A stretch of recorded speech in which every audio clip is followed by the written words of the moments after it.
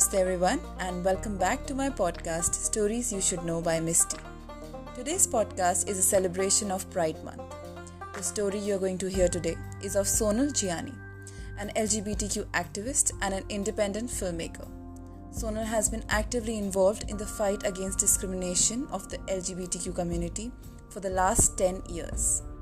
This podcast contains some sensitive information, so if you feel distressed at any point, please reach out to someone and talk about it. Also, this podcast was recorded over a Zoom call, and this time there were some serious network issues, so the audio quality might differ from the previous episodes. You can also watch this podcast on my YouTube channel. Just search for Tarushi Chaudhary and you will find it. This is episode 7.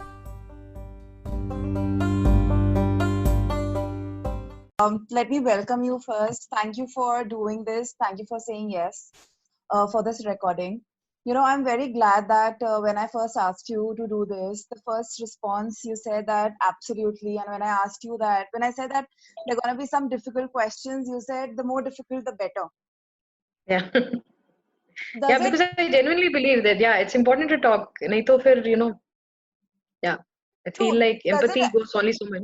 Does it get a little difficult every time when, questions are asked about sexuality and LGBTQIA? Does it get difficult? And so I've been talking about LGBTQ rights and communities and sensitizing people for 10 years. Mm-hmm. Initially, I used to find it difficult, but over the years now, I've been talking to thousands of people. It's actually not difficult anymore. Actually, it becomes much more interesting when there are new questions, because there are certain questions which are frequently asked, so that keeps coming. But when somebody asks you a question in a different way, it kind of forces you to think. And I feel like the more challenging questions people ask, the better your own understanding sort of becomes. And I feel that, of course, some questions are difficult. But I think more than feeling angry or upset about them, if it's like the same things asked over and over again, you feel like, okay, give me a new question. I want to start by asking you, how would you describe your sexuality? So I identify as bisexual and polyamorous. And when I identify as bisexual, I identify under the bisexual umbrella, which is the bi plus umbrella. So while growing up, I was attracted to men and women, both. I've had relationships with men and women both. But as I started meeting different people from the community, I realized that I'm also attracted to sometimes non-binary people also, or transgender people also, but not everybody. So I don't identify as pansexual, but I identify as bisexual. So I am attracted to my gender and more than my other genders. And polyamorous meaning that I am attracted to multiple people at the same time, and I have also, not at the moment, but otherwise I have been in polyamorous situations where meaning I have more than one partner, and everybody is aware of the partnership, and they are all consenting to me having more than one partner. So there's no hiding or anything like that. There's no closet in that. Right. How was coming out for you? How old were you when you came out to your parents? So I think when it's come to coming out, I have come out. So I have in my family, I have my mother and my father. My mother is a homemaker. My father is in the defense. I have an elder brother, and I have I have a twin sister. So I'm very close to my twin sister. So I have come out to everybody at different times, not together. So when I came out to my sister, it was in college when I started having my first kind of proper crush, which was very relationshipy. That is the time I told my sister. Her initial response was that she thought that, oh, you like girls, even I like girls. It's not like everybody likes girls, right? And I was trying to tell her, no, I don't like girls the way you like girls. I like girls the way you like boys. So initially, she was very everybody feels the same way. But later, when she realized the seriousness of it, I think that it was it took her a little time, but right now she's completely on board. When I got to, I faced a little bit of homophobia in my college. And because of the homophobia and my mental health, I had a real mental health breakdown. So that's why I came out to my mother. So when my mother got to know, actually, I came out to her as having relationships with women and men. And both was difficult, because at that time I was just 18. And Right. my parents, we were all brought up in a small town, and not really people my age were having open relationships.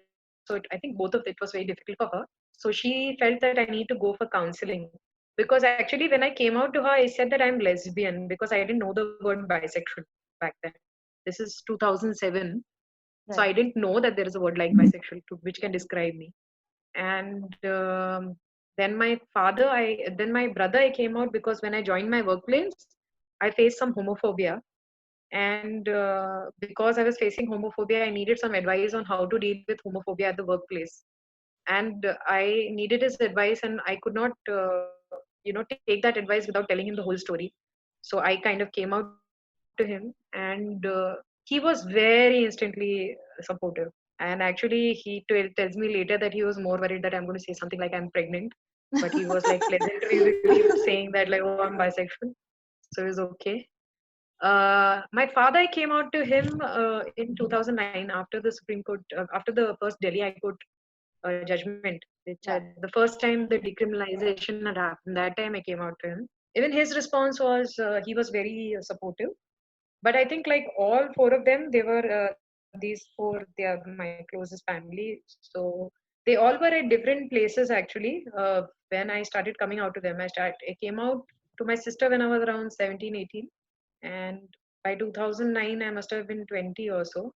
But right now I'm completely out. Like I'm out to my family, my extended family, my neighbors, media. I've Right. been on a TV show actually. There was a TV show on ZTV called Connected Amthun, which was a documentary style TV show which ran on Z television for about 3 months. Right. So I was, because it was documentary style, I was recording myself. So I was out on the show. And because of that, like my entire extended family also watched it. And right now, my family and extended family are all very supportive. How was But the it has been a journey. yeah, that's what I was asking. I mean, you came out to your sister first, and then you kind of had the support of her, and then your brother, your mother, then the father. After that, how did things change within your circle, your friend circle? I mean, this is family we are talking about. They are there for you. Ultimately, they say, family stands by you. And but when it comes to the circle, maybe your workplace, your friends, how did things change over there when they slowly found out? So, I mean, when I was not comfortable with my identity, I was very much in the closet. That time people didn't know. This was in my college. So I faced a lot of homophobia because, Right. you might think कि लोगों को पता नहीं चलेगा, but of course they get to know, you know. Mm. So, I mean, the word sort of like spread, and I faced a lot of homophobia from my classmates. I had the same problem in the first workplace that I joined, because these stories sort of followed me about my sexuality, and I was not comfortable with my identity, so I was hiding it. So I went through a lot of unpleasant experiences actually. So just say for my in my college, there was this incident where somebody put my photograph with another girl, saying that is this are they a lesbian couple? And Right. by the time I got to that forum and asked people to remove it, to my horror, like a lot of people had already commented on it. And when I asked the moderator to remove the poll, they said, "Oh, this is a matter of public interest. Nobody is interested in the group. This post has like a lot of traction." And I had to tell them that, like, first of all, you've not taken my photo. That is taken without my consent. And Right. secondly, you're a moderator for a reason. You have to remove it. But it caused a lot of damage because after that, when I went into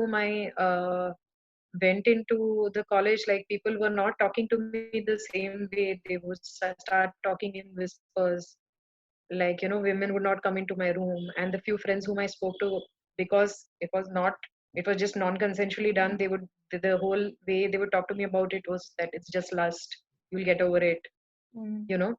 And then when I went to the hotel, I thought that I'll hide this because I had such a bad experience in my college. So when people started like insinuating that I'm queer because I used to talk to my girlfriend a lot, I started changing the pronouns because I thought क्या है कुछ पूछेंगे तो I'll just change the pronoun, make it from female to male. But then I found myself, I thought that will be not much of a problem, but then I found it was incredible to see how many times the reference came up. Like every single day I was lying, you know. Right. And that sort of like pushed me to feel very disconnected, and I became even more depressed because I thought that, oh, there's no way of escaping this. It affected my work also. Like I stopped, and I'm not proud of it. I stopped going to work. I became very depressed. I didn't even know I have depression because उस time पे counseling में mental health की बात नहीं होती थी, तो काफी depression था, and workplace performance काफी affect हो गया था. They demoted me and all of that. It was quite bad.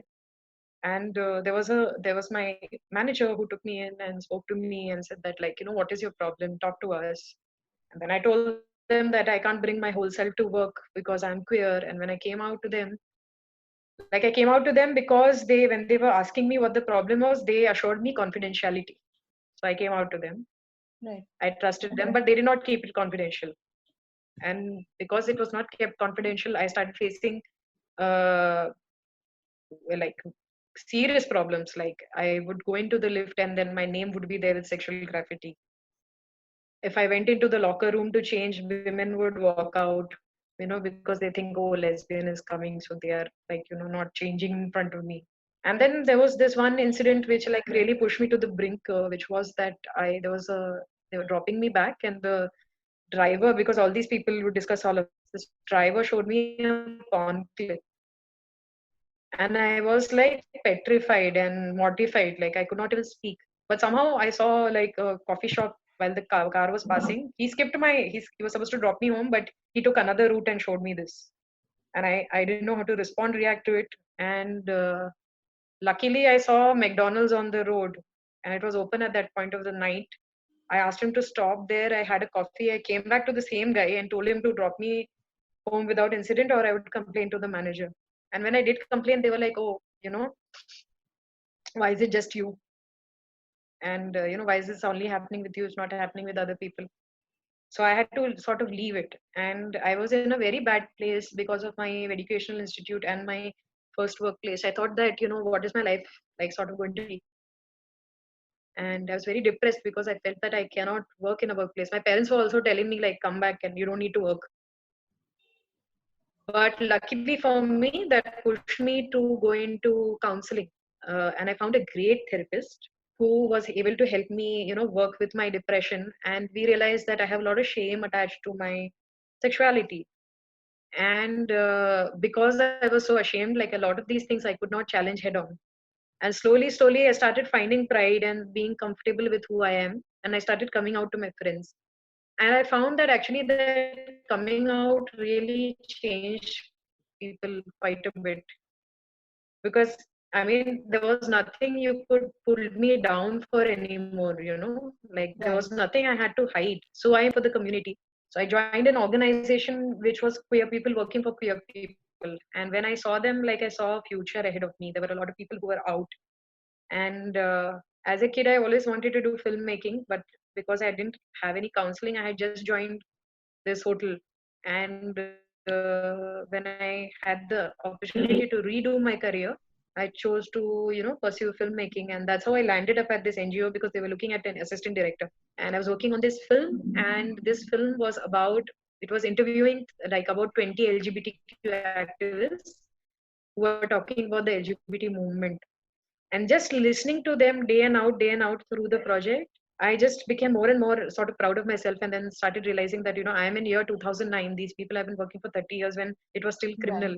Like, and what prevents me from working for my community? So that is the time me and a couple of friends, we started two support groups: Yariya, which is a youth support group, and Umang, which is a support group for women. And because both the issues are different, and those with through those groups, we actually started working with different kinds of communities. And then, because I had worked on this film project, they actually put me on an advocacy project after the film project got over, the NGO. And in that advocacy project, my job was to take a play and post a play, the play, have discussions with people, who have witnessed the play. And in audience reactions, I started meeting all kinds of people, asking all kinds of questions around gender and sexuality. And slowly, I started, like, learning how to answer and handle questions. And the more I met more people, I realized, like, India doesn't have hate. The primary emotion around LGBTQ people is not hate; it's ignorance. People just don't know about it. Right. And in fact, And I think it's ignorance, and some people just fear it for some reasons. They think Yeah. they are just very fearful of the fact that, oh my god, how are we supposed to deal with this, because they don't see it as a gender itself. They don't see that, okay, being a lesbian or a gay, being a bisexual is a normal phenomena, but they don't see it that way. They somehow just fear Yeah. it. The social conditioning is like very strong, and actually we are not taught to be questioning. So actually these audience Q&As really helped, because one can really like sit and talk to people, like, so which is why I was always very happy if somebody was homophobic, because the thing is, when you are homophobic openly, we have the chance to address it. So there will be a lot of people who will be homophobic but will not talk. Right. But if somebody is like openly homophobic, it sort of helps you, because then you can address those questions. Mhm. And so then, because if you are respectful and rationally answer questions, you find that like more and more people, they open up to you. Like, one of the I think, first things I tell people actually in my sessions is like, please don't be try to be politically correct. right. Whatever you are feeling, like, please ask me, because this is the one I'm here to like clarify I doubts. So think this is a very big problem also, because people don't ask questions. It's very easy to pass a comment, to pass a statement, but when it comes to ask a relevant question, it's very, people find it somehow very difficult to ask. Maybe I think some of yeah. them think that, it's just gonna be too embarrassing if we ask this question, or what if the other person gets offended, or others just don't feel that it's important to ask. Yes, exactly. So I read this interview. Let me just quote this thing to you, because I wrote it down specially. So I read this interview of Dariz Akhan. She is Mm, the director and also the lead of this comedy drama series called The Bisexual. She gave this okay. interview to Alexandra Pollard in The Independent. The series is about a lesbian who realizes she's also attracted to men, Mm, and then she realizes she's a bisexual, and she said in the interview that just the very nature of being attracted to men and women implies duplicity, and bisexuality feels like something that is a taboo in both queer group and the straight world. yeah. So I want to know your comments, your views on how bisexuality is viewed within the LGBTQIA community. No, so there is definitely a lot of biphobia within the queer communities, and this is something as a bisexual person you face.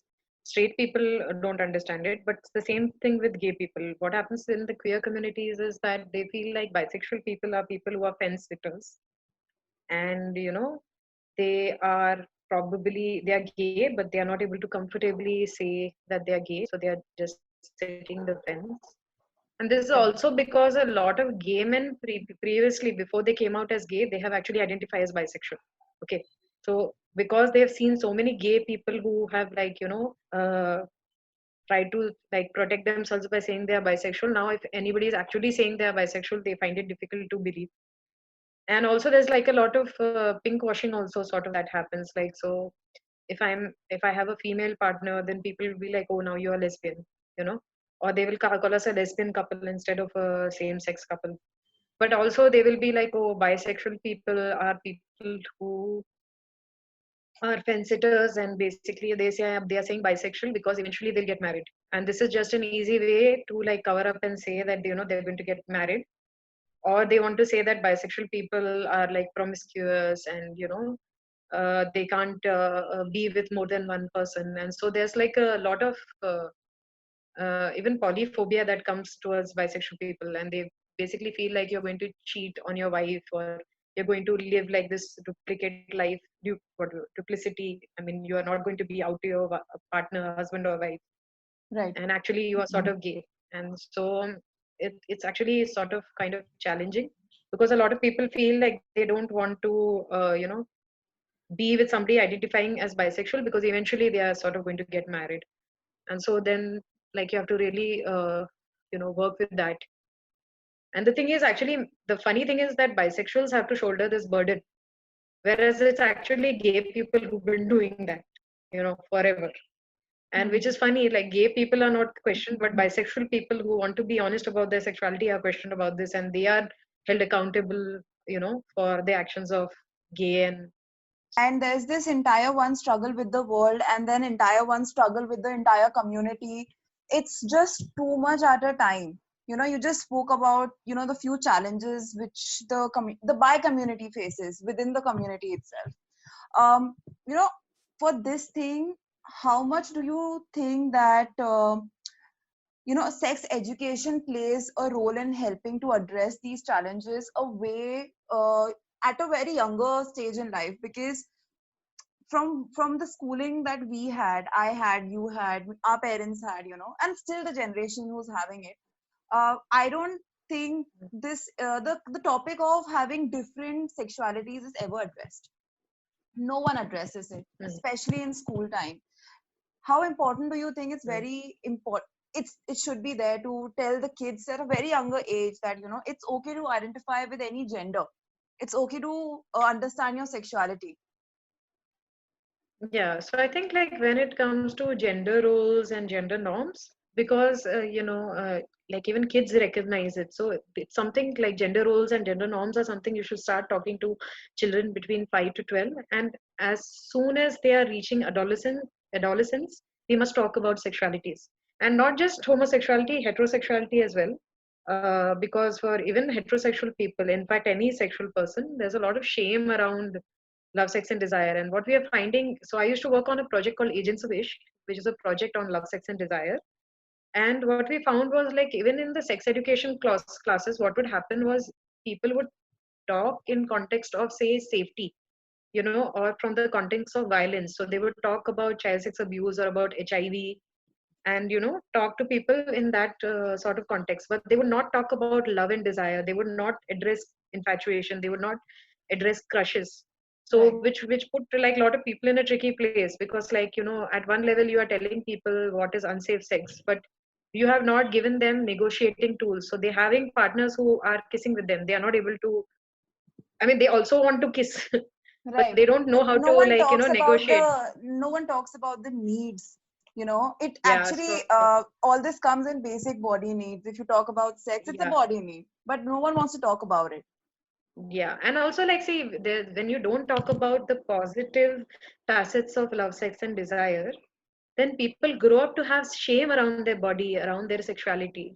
So it's not just homosexual people; even a lot of heterosexual people, they are not body positive, or when they Right. have their first feelings of like a great sexual experience, they might actually feel like a lot of shame.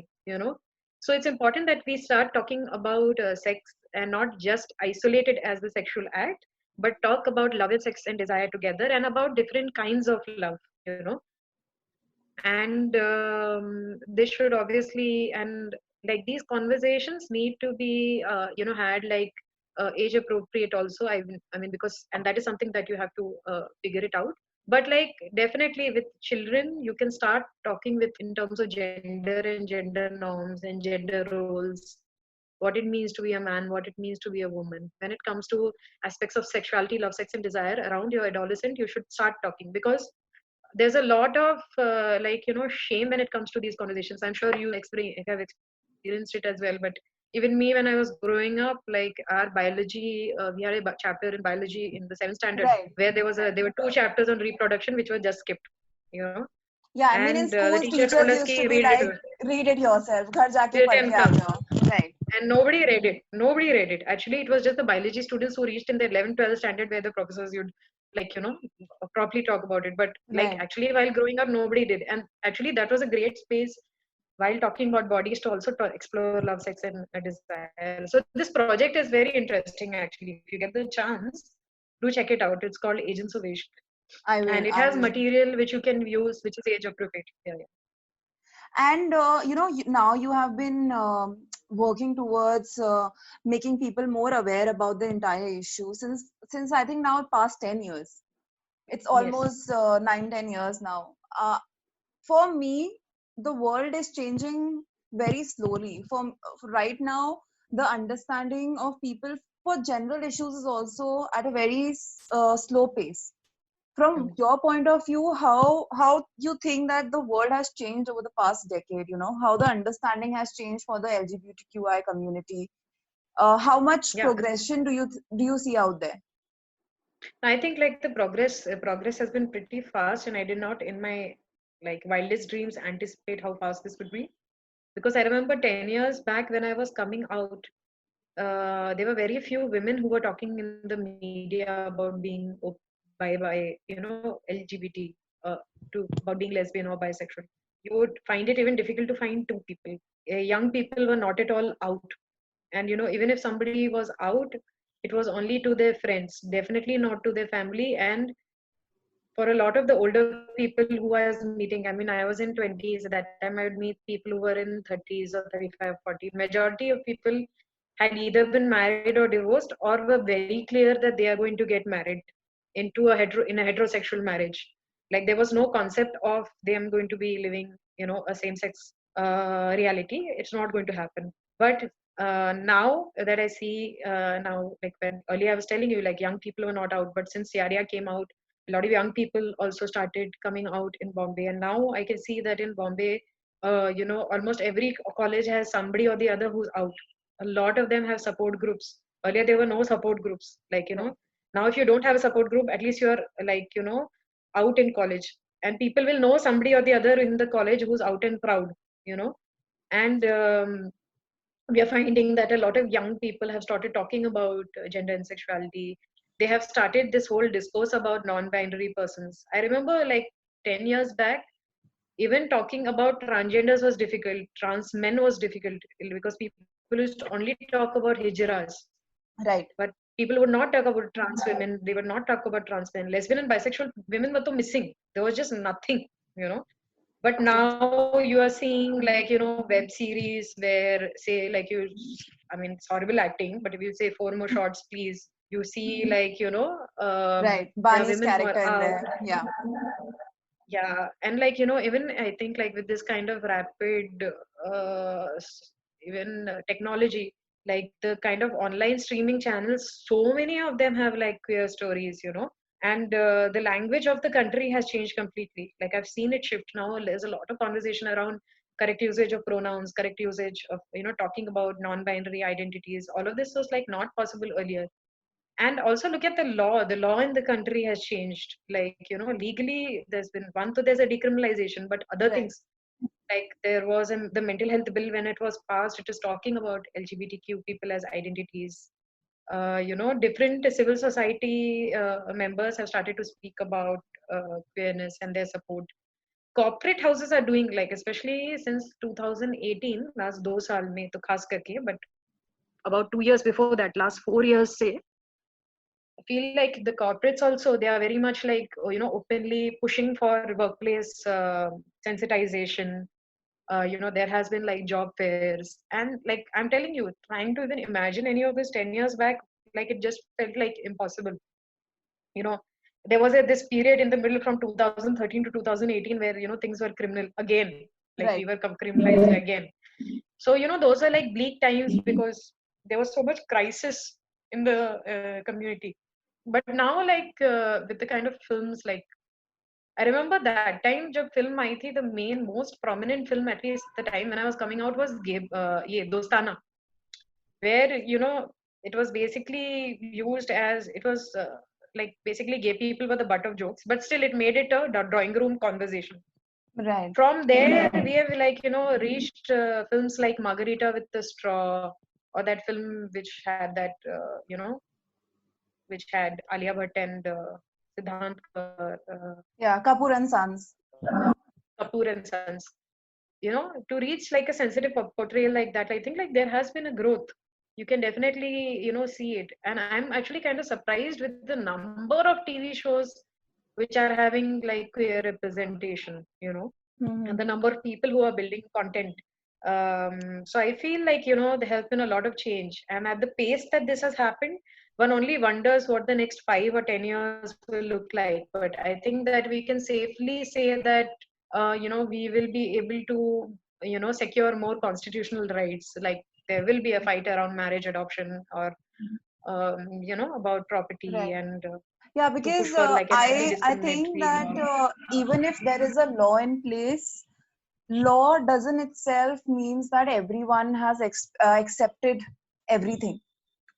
I mean, people still, they don't understand that, okay, if the government has said, first of all, it shouldn't have been the government's place to say it's legal or not. but yes, we do require it. It's kind of a system and it goes that ways.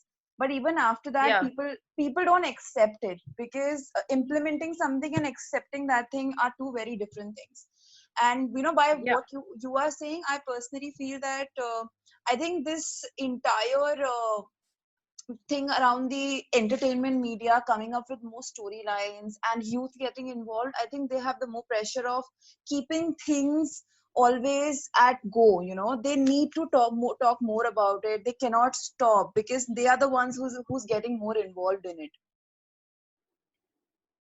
yeah.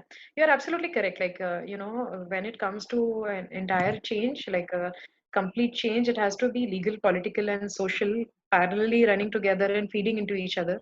And we are seeing to some extent that feeding in also happening, like where the decriminalization has affected the companies has affected what happened with the mental health bill in the parliament. So this is this dance that we are sort of doing. But one is seeing that it is actually, one is seeing change in all three movements: social, political, and uh, legal movement, which I think is great. And that's how we have to sort of like keep going. And definitely, like the young people of today, they are going to decide a future tomorrow. And listening to their voices, one is very hopeful.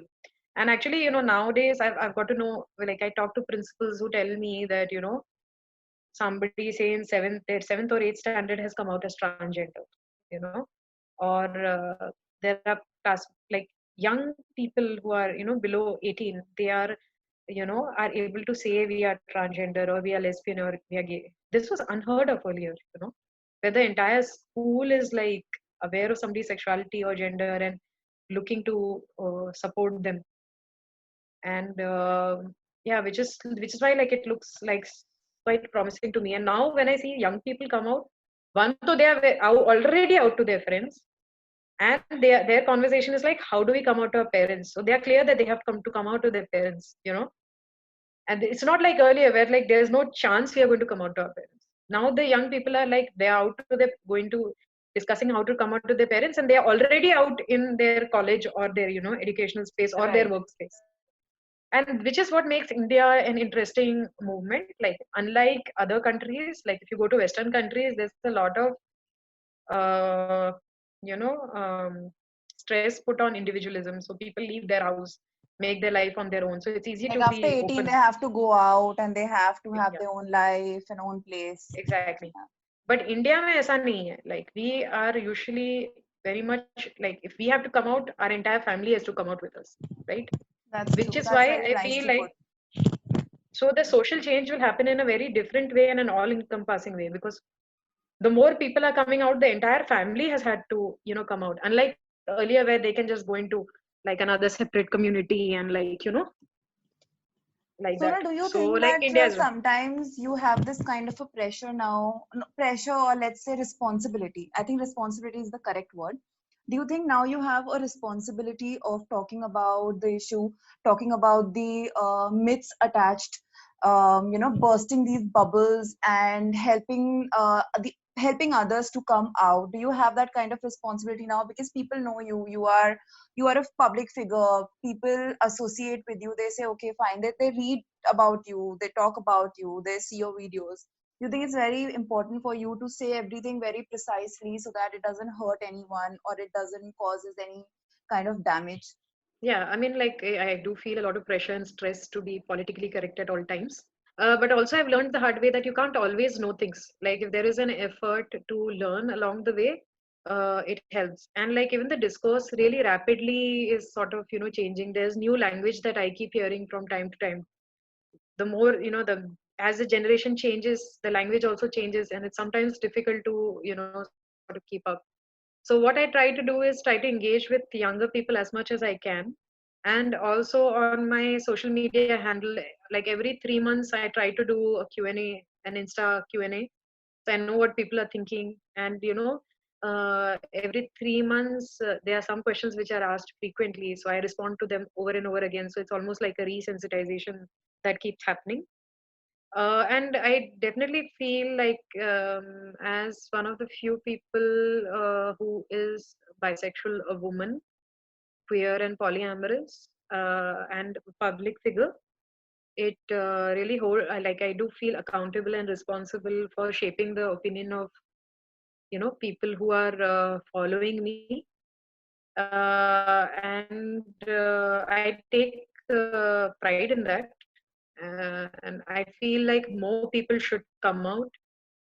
And I find that, like, if more, and also not just celebrities but even regular and normal people, so I try to also like maintain a balance in terms of showing my regular life also on my profiles, because I don't want people to think that because I'm a public icon, they're like I'm different, and that there's this kind of cutting off that people have, that like, oh, you can afford to live like this because you're a celebrity. But to like also come and be accessible and available. So when people reach out to me for any kind of conversations, I always try to be open and accessible and talk to people. And uh, and I feel accountable also, because I think that when I was coming out, for me, people from the community were available, and because I was in the company of people who were out and proud, I have been able to realize a life and potential which I had never imagined. So I would like to, give back. And of course, it's difficult. Like it's difficult some days, but most days I think it's very, I think it's a good feeling that I have.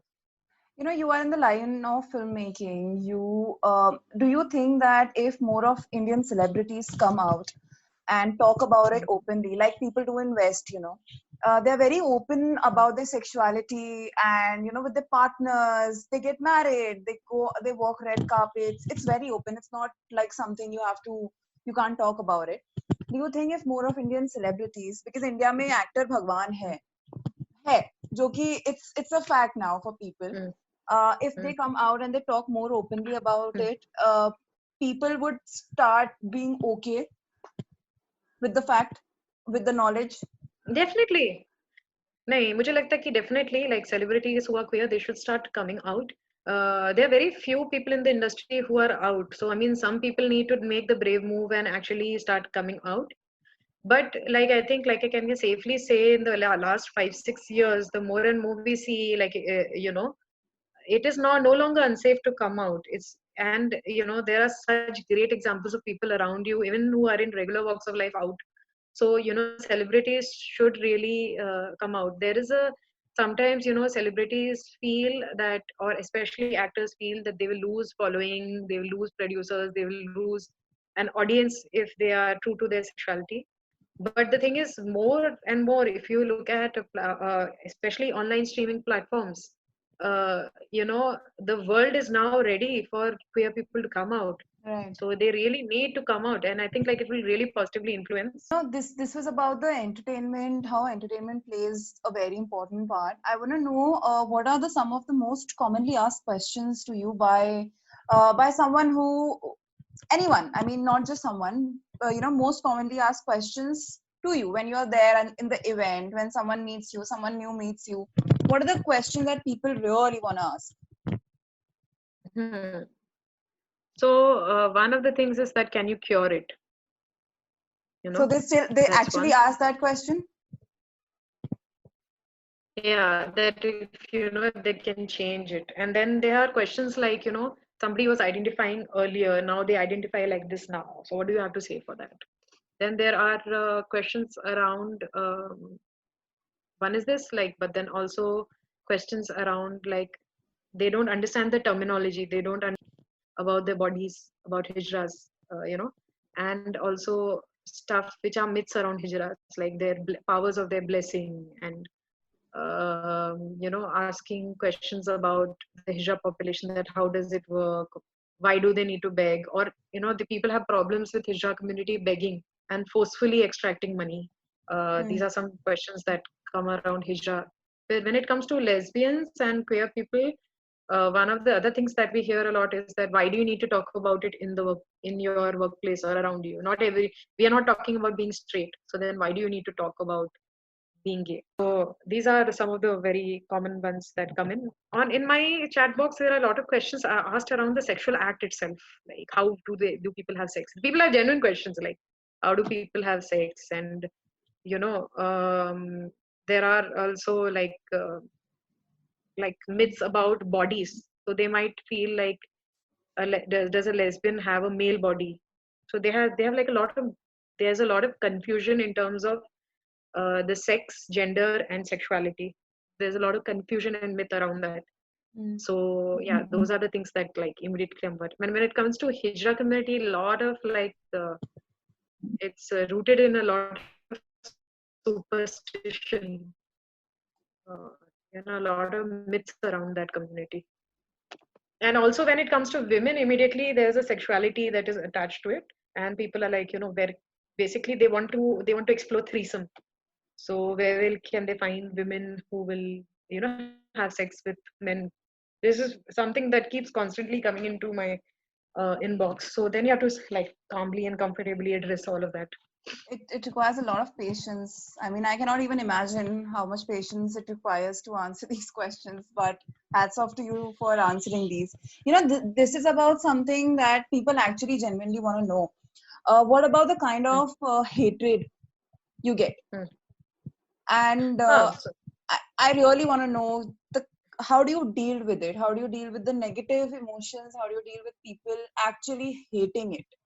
So homophobia ranges from maybe having a prejudice, maybe having a fear around people, feeling anxiety, feeling scared, to very extreme feelings of hate, wanting to be violent, physically violent, and feeling like, oh, this is something that needs to be changed because we are uncomfortable.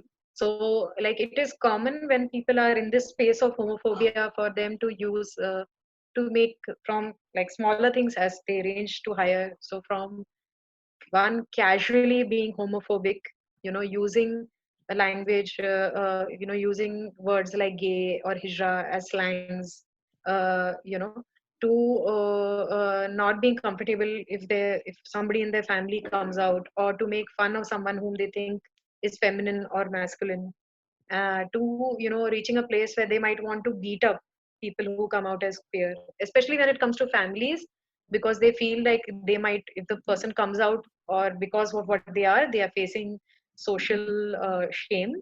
So from shame from the society, they might want to beat up people. Extreme cases, they might, like with women, they would want to do corrective rape, um, take them to shock therapy, get shock therapy done, take them to babas. And this is the kind of homophobia that kind of comes different ways. Like how what has helped us sort of address it is that you have to work at multiple levels. You have to one sensitize the queer people themselves to have agency to be able to speak and clarify misconceptions. But with families there are different levels. You can either connect them to parent support groups, or take them for sensitizations, give them books to read, give them films to watch. But when I'm face to face with somebody who's homophobic, and if it is in a dialogue, I usually give them a patient listen and try to understand and dig little deeper, that where is the homophobia coming from? Is it rooted in an incident? If it is rooted in an incident where they might have felt harassed by somebody from the same sex, then we address it and talk about it. I found that a lot of people feel that, oh, if like homosexuality is allowed, then gay men will touch us. You know, like Right. for men it is that. So then you have to talk to them and tell them that, so like if you look at even, I mean, that logic is doesn't apply, because if you look at, say, women, we are touched by men all the time, but we are not thinking that all men are going to be, we are not painting the entire heterosexual community Right. in In the the bad colors of light. Yeah, yeah, yeah. so usually what I do is, when I even have sensitization sessions, one of the things that I ask right in the beginning of these sessions is, what was your first reference point of somebody who's queer? And that tells a lot actually. Like I found a lot of people, as kids, my parents might have told them ki, hijras are going to, if you misbehave, hijras will come and pick you up.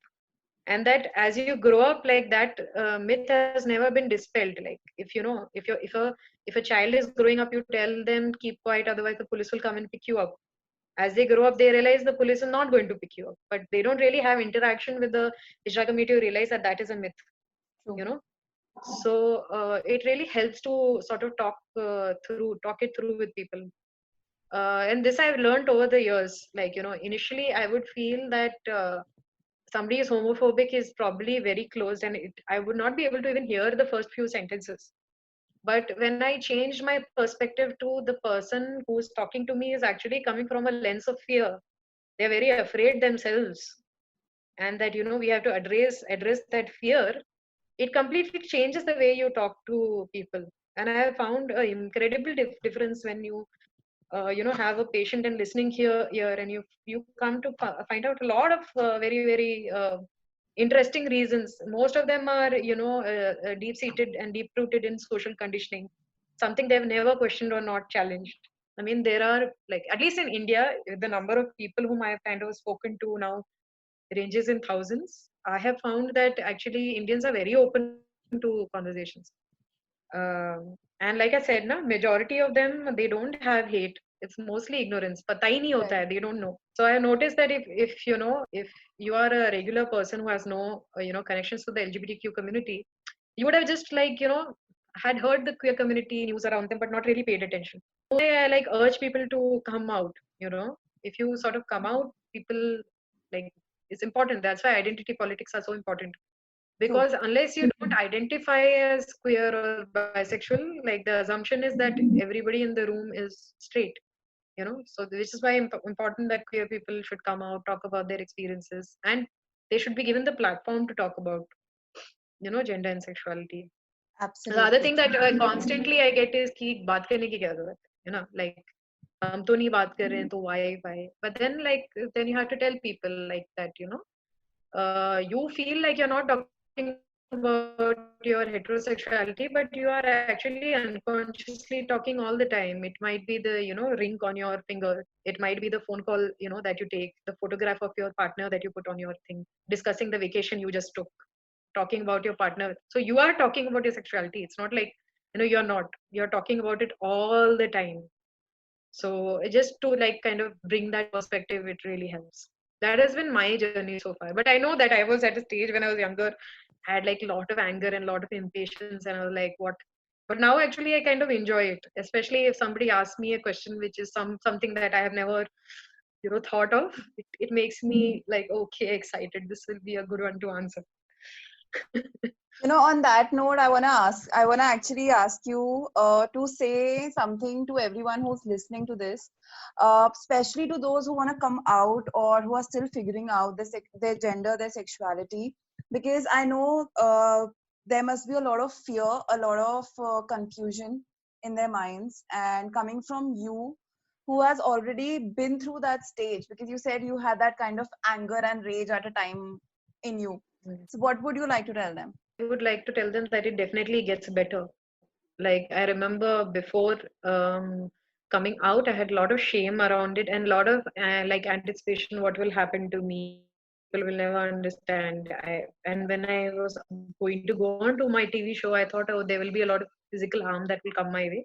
But actually, no, it has only gotten better, and my life has, like, improved dramatically. And it's not just me; it's the people around me I'm seeing whose lives have improved. But also, I would like to say that if you are planning to come out, uh, just because other people are coming out or somebody is forcing you, you don't need to come out. You should come out only when you feel you are safe and you are ready. Then you should come out. But it definitely gets better. And the other thing that I want to tell allies is that, like, if you are an ally, if you're a friend, if you're not queer, if you see somebody who is, bullying queer people, you must stand up against it. A lot of times, when violence or bullying happens, we are, bystanders to all of that. But it's important that you kind of step up and ask people not to bully, because for you it might be a small action, but for the queer people around you, they notice who is talking. If you're not able to address bullying head on, you are then don't be a bystander. Move out of a conversation. Like, make your non-participation in this kind of space very very clear, that you don't believe in this. Also, like, it's very important, like, I think that for allies to also hold space. So if a queer person comes out to you, if a friend comes out to you and says that they went through this, then don't invalidate them. Listen to them and give them more spaces to speak. And so, which is why I'm really glad, Tarushi, that we are having this conversation, because you are actually using your platform to talk about queerness, and I think that's really great. And that's what most other people should be doing. They should be talking about this, because only when we start talking about gender and sexuality, only it's going to reaffirm that it's all right to be queer, and we need that kind of positivity around to make it normal to talk about this. Sonal, it has been an absolute pleasure to talk to you. And I really, really hope, that there comes a time when we just don't have to celebrate a Pride month, just that 1 month Mm. to celebrate it and talk about it. I really would like this change to happen when 365 days you can talk about it, you can celebrate it, and things just Mm. are supposed to be the way they should have been a very long time back.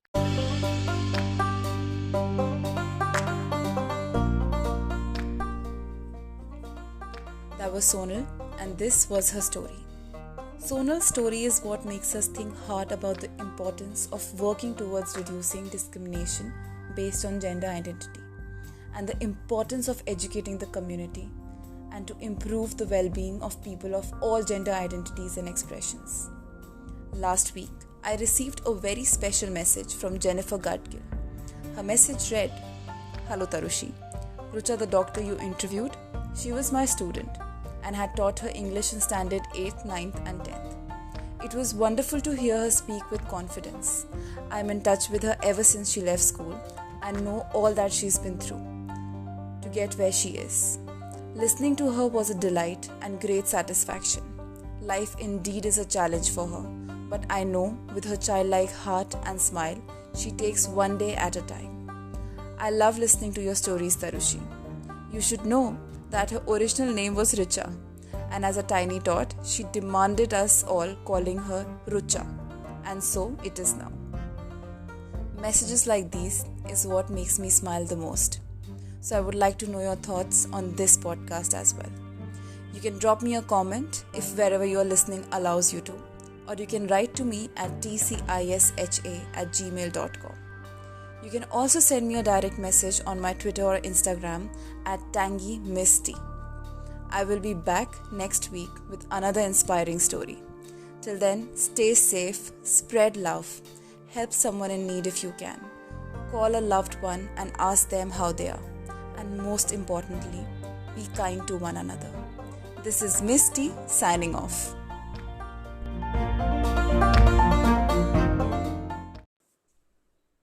Namaste everyone, and welcome back to another episode of Stories You Should Know by Misty.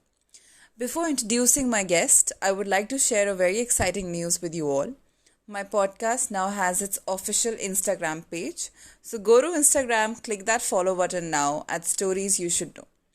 Also, tell your friends about it and help in spreading the word. Now, this week's guest on Stories You Should Know is a writer, a comedy producer, and a stand-up comedian herself. She started her journey in Mumbai by being a fellow at Teach for India and went on to producing comedy shows under the banner The Green Revolution. It's time for you to meet Shrimoy Das. That was Shrimoy Das, and this was her story. You can follow her page The Green Revolution on Instagram and be assured to get some kick-ass comedy updates. Now it's time for me to read a very special message I received last week from a very dear friend, Ashima. She says, "Tarushi, I have been listening to your podcasts and you are doing amazing work. I hope you keep spreading more awareness and bring issues people don't want to talk about. It's time we get it out in open. It's time we bring some sense and humanity to the deteriorating mindsets." Ashima, I really hope I'm able to do so. The whole idea behind this podcast is to bring forward stories that deserve to be heard. For everyone who has been listening, thank you so much for your love and support and for being there on this journey with me since the start. I would love to hear from you all, so please feel free to drop a comment if wherever you are listening allows you to. You can also reach out to me on my Twitter or Instagram ID at tangymisty or at Stories You Should Know's Instagram page. You can also connect with me over an email at tcisha@gmail.com. I will be back next week with another story. Till then, stay safe, take care of yourself and your loved ones. Help someone in need if you can, and be kind. This is Misty signing off.